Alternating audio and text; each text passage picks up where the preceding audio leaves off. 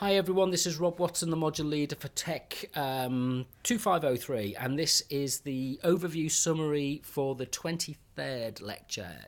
Two more to go, which is about, actually what I'm doing is I'm going to bring in some issues that we're going to discuss in the final year. Again, I thought I'd give you a prep. We've covered community development in lots of details. We're well aware of some of the social issues. We maybe need to revise how we do this by bringing in more case studies and looking at examples of how community media works in practice to tell these stories and these issues. So that would be a useful thing for us to build up a database, if you like, or a collection of stories which tell the story of community media and community development. However, we want to move in the final year into the thinking about the evaluation process. So what the module is, this year when we first ran we've run the module for the first time, and I've been writing lectures as we've gone along. We started with the idea of intercultural communication, and then followed it on with a model of communication for change, a development model for called communication for change. Or C4D, sorry, communication for development, which is about the evaluation process. And what I'm going to do in next year is I'm going to bring it forward and reverse the process. So we're going to look at evaluation techniques first of all, and then we'll look at intercultural communication and case studies in more detail in the next year. But what I'm going to cover in this is a kind of introduction and overview of what we'll be covering for the first half of the module in the final year, which is evaluation principles.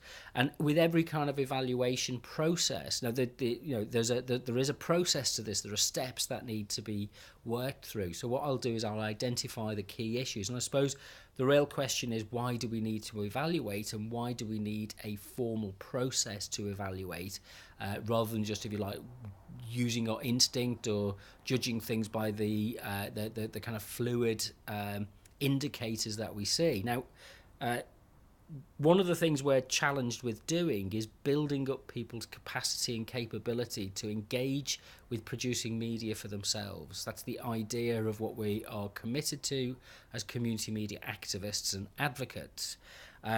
So what is how do we know we've been effective in building capacity?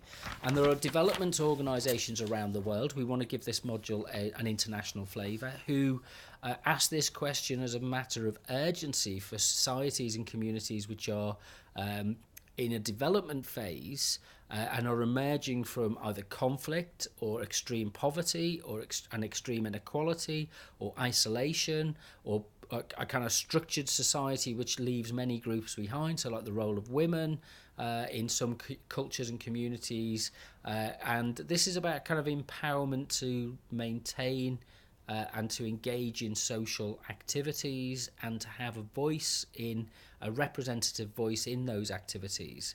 So I suppose the question is, what makes community media sustainable?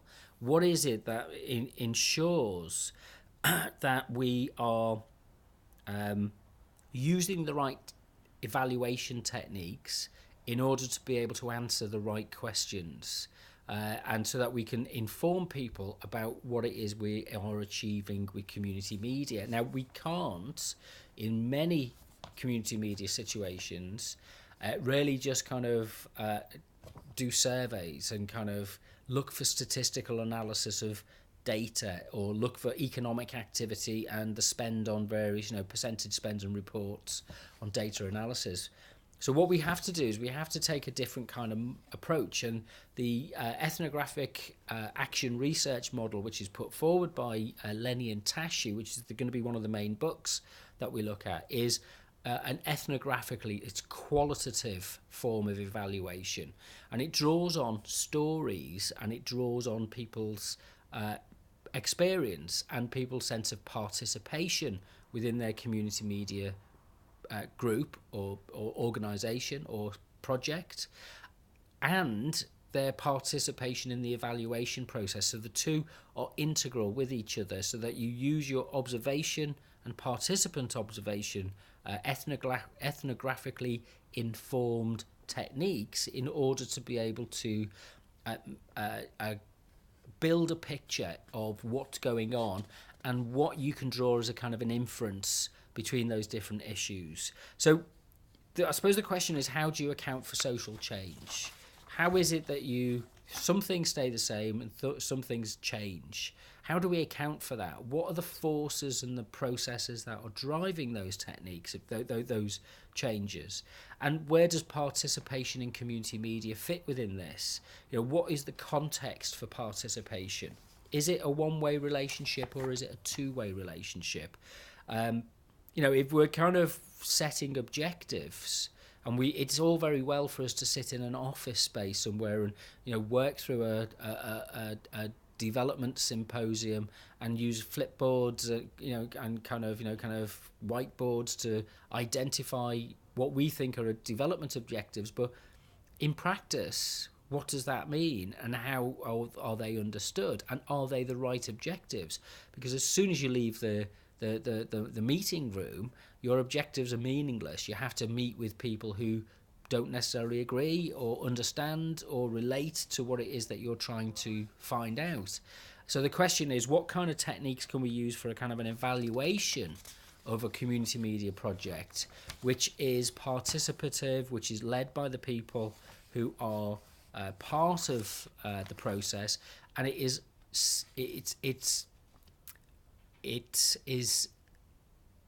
what's the word I'm looking for? The word is, it's attuned to people's motivations and dispositions. So it's a very human-led kind of process. So there's Lenny and Tashi in their book, Communication for Development, they relate certain principles about the process of evaluation within the context of a community media project setting. And they identify things like, it has to be holistic, has to recognise the complexity of a social situation, it has to draw people in to be participants in that process. We need to be not commercial. We need to be critical, but we also need to be realistic, because there's a kind of an emergence in community media development projects. Rather than something being imposed or categorised and being affirmed, we have to be open to the fact that as much as there are positive effects, there are negative effects, and our research is more valuable if we learn from our mistakes, if we learn from the things that go wrong. So how do we attune to that? How do we tune into what is going on and what people tell us about? So there's a kind of a learning base to this model of engagement and evaluation.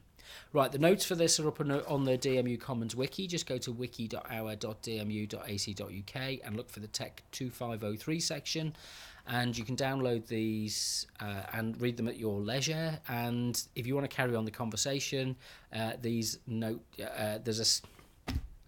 losing it now, aren't I? Carry on the conversation at talk.our.dmu.ac.uk. Log in with your student ID number, your P number, using the LDAP button, and you should be able to respond to any of the topics that are already there, or please share some examples, some case studies, as you're out and about on your travels. You can access Discourse, the platform that DMU Talk is based on, via your phone. So you can there's an Android and an Apple app for this platform as well. So I'll see you at the lecture.